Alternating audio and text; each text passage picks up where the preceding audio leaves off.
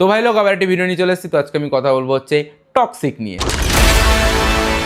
তো টক্সিক নিয়ে আমি যদি কথা বলি, প্রথমে আমি বলি যে এটা একটা এ রেটেড সিনেমা, তো বাচ্চারা দূরে থাকো, সেটা আমাদের ডিরেক্টরও বলে দিচ্ছে। আচ্ছা, আমাদের ডিরেক্টর এখানে রয়েছেন হচ্ছে গীতু মোহন দাস, তিনি একজন মহিলা।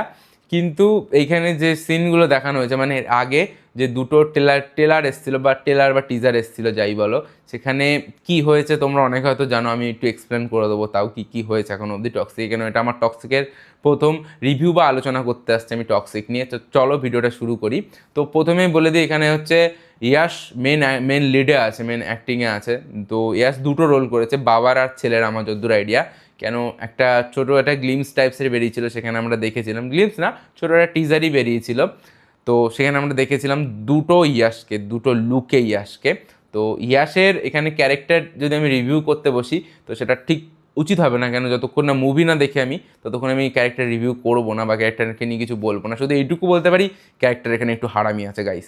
টক্সিকের যে কী আছে, তো তোমরা সেগুলো আগে হয়তো দেখে নিয়েছো। কেন যে প্রমোশন মেটেরিয়ালগুলো এসছে, সেগুলোতে একটু কি বলবো তোমাকে, সেক্স ধরনের জিনিসপত্র আছে গাইস, একটু বেশি।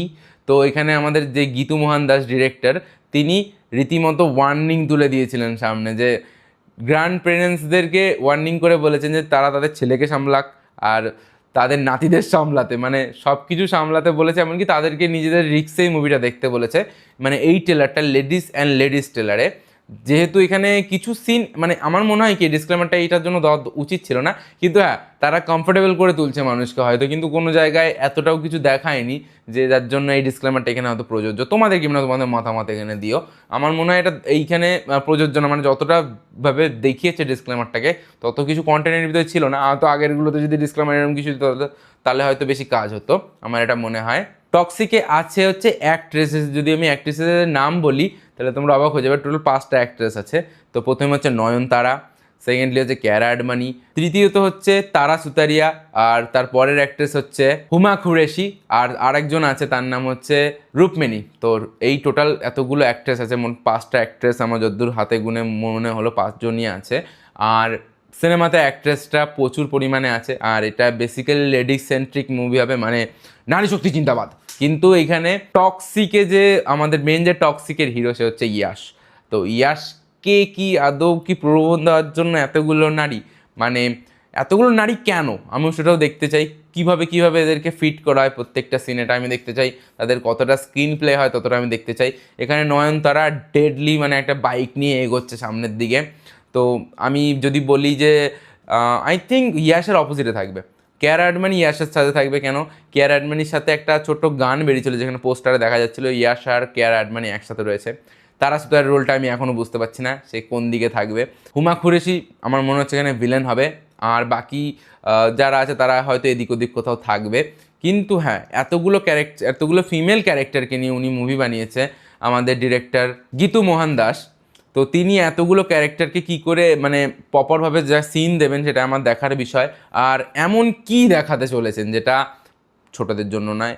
কিন্তু হ্যাঁ, যদি আমি জানি না কতটা এই মুভিটা ছোটদের জন্য নয় আর কতটা বড়দের জন্য নয়, কিন্তু আমি এইটুকু আশা রাখবো যে যদি এটা বড়দের জন্যই তৈরি করে তো দেখান, যেগুলো আপনারা দেখাতে চান নিশ্চয়ই দেখান। আমি বলবো, কেন সব মুভি বাচ্চাদের জন্য না গাইস, দূরে থাকো।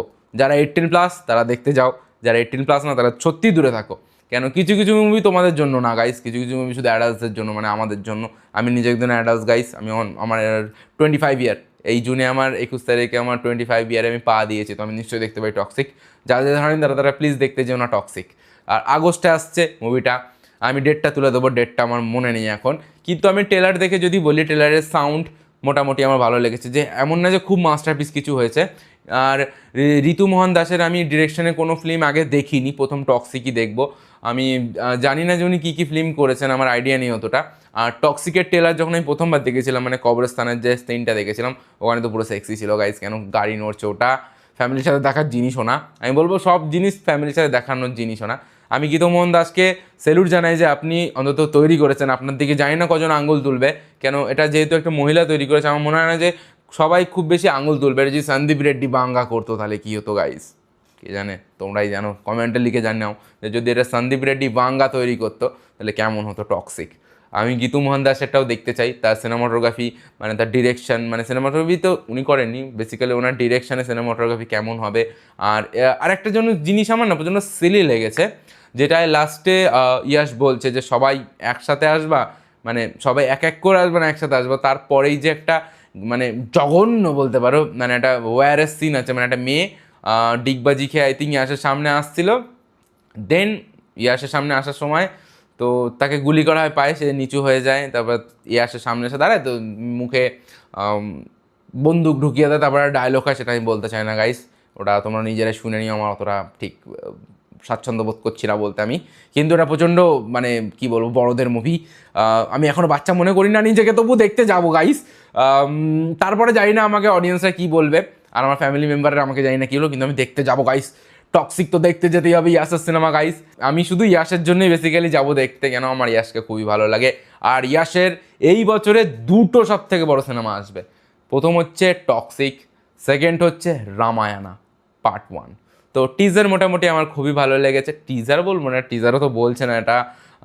আমার একটা কোশ্চেন যে এত কিছু ওরা আস্তে আস্তে দেখিয়ে দিচ্ছে, এখনও অনেক দিন বাকি, প্রমোশন মেটেরিয়াল আর কি কি দেখাবে, মেন মুভি কত বড় হবে, তো সেগুলো নিয়ে আমার জানার খুব ইচ্ছা। আমি অত রিসার্চ করি না জিনিসপত্র নিয়ে, এই সব জিনিসপত্র নিয়ে আমি শুধু ফিল্ম দেখি, সেটা নিয়ে আলোচনা করি, বা আলোচনা করার পর ভিডিওতে লিখতে হয় যে রিভিউ, তাই আমাকে রিভিউ বলতে হয় যে আমি রিভিউ করছি, কিন্তু রিভিউ করার মতো যোগ্যতা আমার ভিতরে এখনও নেই।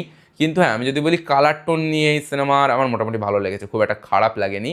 আর নারী ক্যারেক্টারগুলোকে যতক্ষণ না আমি মুভি দেখবো ততক্ষণ কোনো জাস্টিফিকেশান আমি পাস করবো না আমার তরফ থেকে, কেন কার ক্যারেক্টার কীরকম আমি না দেখে কোনো জাস্টিফিকেশান দেবো না।